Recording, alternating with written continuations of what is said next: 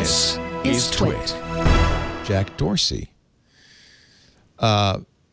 He's looking at ways to create a decentralized Twitter. And they call it Bluesky. They've been doing hiring around this. There was an article in The Verge this week. Twitter's Jack Dorsey wants to build an app store for social media algorithms. Now, I'm reading a little bit into what Dorsey has said and what the plans are. But what if, and this also comes from other people who have suggested what you need to do, what Facebook needs to do is open their APIs. But what if instead of a monolithic silo of information called Twitter, called YouTube, called Facebook, these were federated networks where there were many Facebooks, and you could it wouldn't hurt your ability to talk to your family members or your friends because they would be connected through the federation. They could be in Facebook South or Facebook West or Facebook East or whatever you call it, Facebook Green, Facebook Blue. That's their Facebook with people, with maybe communities of interest. But you can federate so that you can communicate across these barriers, and in effect eliminating the walls that divide these. The question, of course, is, well, why would Facebook, Twitter, or Google do this? Because they make their money by being the unique one and only place to go. In fact, Twitter has continually moved towards pushing people away from third-party apps towards websites. But I'm hopeful that maybe Dorsey sees this as a way forward, especially given the threat of regulation from the government. He says we could make money selling our unique algorithm. So there's a pool of information owned by a lot of people on a lot of sites. What he wants to do is build an app store that is, and maybe other people have apps in there too, that says, here's Wesley's app for following the most interesting stories on the giant universe of Twitter information. This is where I'm going to gloat a little bit.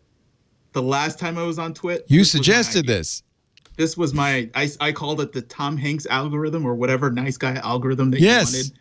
This is my idea. And this is not the first time that I've made a prediction on TWiT and it's come true. I talked about when the iPad came out, how that is going to be I got to keep track of this platform for the next the ARM-based Macs, and it came true. I'm just saying that. So you like this idea? This is a winning idea. You invented it. Absolutely. Yeah. Yes. Can I play devil's advocate? Okay. All right. So obviously I love that idea. I love the idea of a federation. I love the idea of companies doing something that's good for society. But unfortunately, it's nearly impossible to legislate telling a company you can make less money. You can't do it. No, and that's why I'm encouraged that Twitter is saying we want to do it. But what's interesting is they're saying it, I think, in response to the heat they've gotten with Section 230 reform and big tech investigations. I don't think they would go willingly, but I'm going to quote from the Verge article. Dorsey sees decentralization as a way to, quote, address some of the problems around Section 230. Twitter's been working on this for a year. This is their actually, I agree. You can't force, or you probably could force, but maybe it wouldn't be ideal to force a company to do something that's against their, financial interest. But if he thinks he can find a way to monetize, I think you solve a lot of the problems that we'd have. And you know what? If you want to be a Nazi, you can go and use Nazi Facebook. And it takes the pressure off of Zuckerberg to find the Nazis. And if I don't want to see any of that stuff, I don't have to include them in my field, right? We can't shut up Nazis. We can't shut them up. We're seeing this as a tech problem. We're seeing that big tech has a problem with That's what splitting Silicon up their Valley does. services. Yep. It's not a tech problem. This is a financial problem. The big tech giants are running by the financial rules. You have to show results every single quarter. The way that you do that is you make agreements with other networks in order to maximize the profits and the stickiness of your platform. So unless you change that, and you change it so that I don't have to be looking over my shoulder every quarter because I need to show quarter over quarter growth, then no tech company is going to take this seriously. They'll pay it lip service. They'll probably give a couple of executives to sit on a board to talk about it. But then when it comes down to quarterly earnings, they're going to say, I can't open up my algorithms to you because, of course, that's what makes me special. But that's what Jack's saying, though, is we have special algorithms, and we think they're of value. And if we offer them for sale, that's where we make our money. Because right now, Twitter doesn't charge anything. But what if Twitter charged $5 a month to use that special secret sauce that Twitter has? And I got this amazing feed from the giant pool of information. Wouldn't they make money? Like I was saying, there needs to be a public option. There needs to be a USPS version. That's a good way to put it. Yeah. For us to store our data. Yeah. If we like California's laws, we can choose to have it stored there. If we like Texas's laws, store it there. But have a government place that allows us not to participate in a Facebook, a Google, or whatever, Twitter's way of communicating and storing information. If we want to say, just make sure that, hey, this will not be used and it's under the protection of the U.S. government, and we can pay them to store this, to do that as a public service, especially if we're talking about like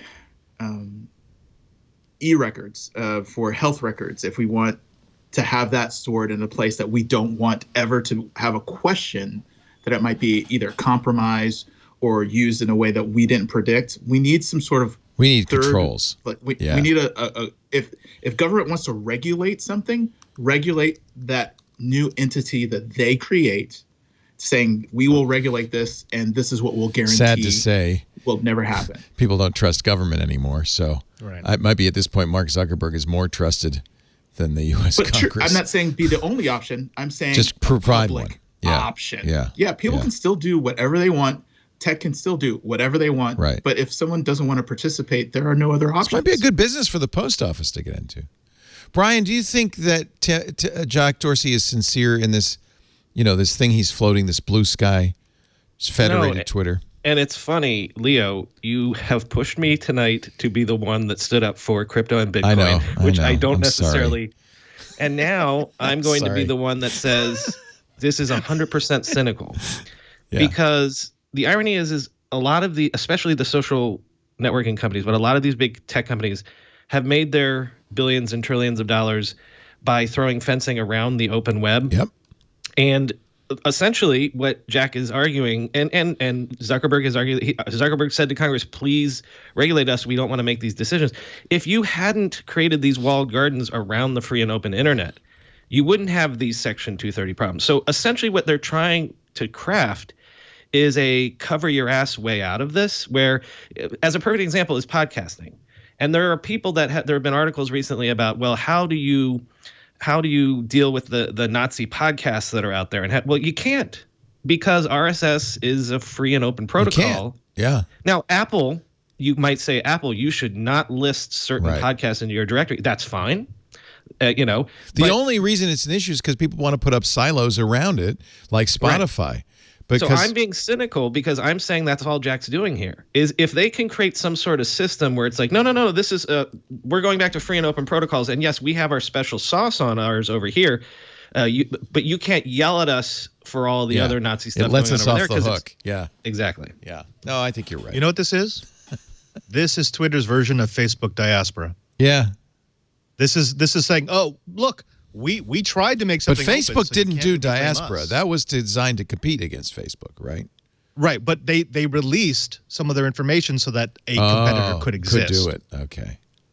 And I mean, yeah, it gave Facebook some coverage. They could say, look, we tried to encourage competition and it didn't take. This will be the exact same thing. People should really remember that these companies are so big and so profitable and so powerful at this point that a lot of what they propose, which protects them but doesn't really hurt them, will ultimately only hurt any upstarts. It will only hurt anybody else who wants to get into the business. They are now so entrenched that it's not going to affect them. And so it's easy for them to propose solutions that maybe hurt them a little bit. Well, and one more thing to point out, Leo, not to be mean to Twitter here, but they're the worst run of these companies. That's right. Their revenues are infinitesimal compared to a Facebook. But that's why I think they might do it, because they don't have a successful monetization strategy. Right. So it's no skin off of Jack's nose if maybe he can make more money because he's not making as much money. He's not doing that well anyway. Yeah. And right. So yeah, why not try this?